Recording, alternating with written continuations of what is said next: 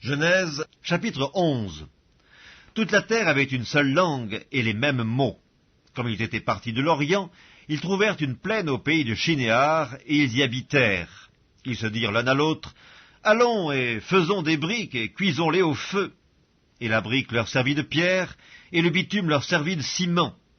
Ils dirent encore, « Allons, bâtissons-nous une ville et une tour dont le sommet touche au ciel, et faisons-nous un nom, afin que nous ne soyons pas dispersés sur la face de toute la terre. » L'Éternel descendit pour voir la ville et la tour que bâtissaient les fils des hommes, et l'Éternel dit, « Voici, ils forment un seul peuple, et ont tous une même langue, et c'est là ce qu'ils ont entrepris.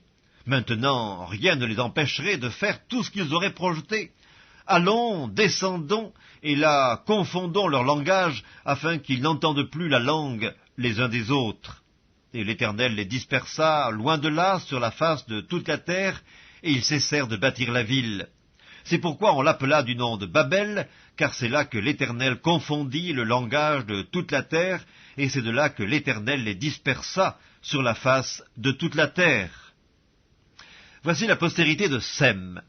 Sem, âgé de 100 ans, engendra Arpachad 2 ans après le déluge. Sem vécut, après la naissance d'Arpachad, 500 ans, et il engendra des fils et des filles. Arpachad, âgé de 35 ans, engendra Shélak. Arpachad vécut, après la naissance de Shélak, 403 ans, et il engendra des fils et des filles. Shélak, âgé de 30 ans, engendra Héber.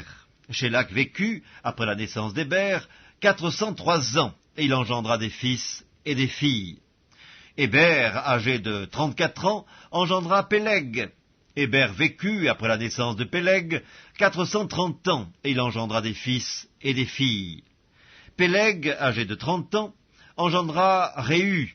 Péleg vécut, après la naissance de Réu, 209 ans, et il engendra des fils et des filles. Réu, âgé de 32 ans, engendra Sérug. Réu vécut, après la naissance de Sérug, 207 ans, et il engendra des fils et des filles.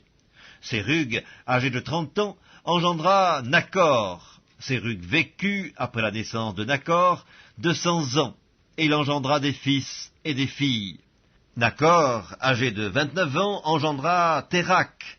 Nachor vécut, après la naissance de Térak, 119 ans, et il engendra des fils et des filles. Térak, âgé de 70 ans, engendra Abram, Nachor et Haran. Voici la postérité de Térak. Térak engendra Abram, Nachor et Haran. Haran engendra Lot, et Haran mourut en présence de Térak, son père, au pays de sa naissance, à Ur, en Chaldée. Abram et Nachor prirent des femmes. Le nom de la femme d'Abram était Saraï, et le nom de la femme de Nachor était Milka, fille d'Haran, père de Milka et père de Jisca. Saraï était stérile, elle n'avait point d'enfant. Térak prit Abram, son fils, et Lot, fils d'Haran, fils de son fils, et Saraï, sa belle-fille, femme d'Abram, son fils. Ils sortirent ensemble d'Ur, en Chaldée, pour aller au pays de Canaan. Ils vinrent jusqu'à Charan, et ils y habitèrent. Les jours de Térak furent de 205 ans, et Térak mourut à Charan.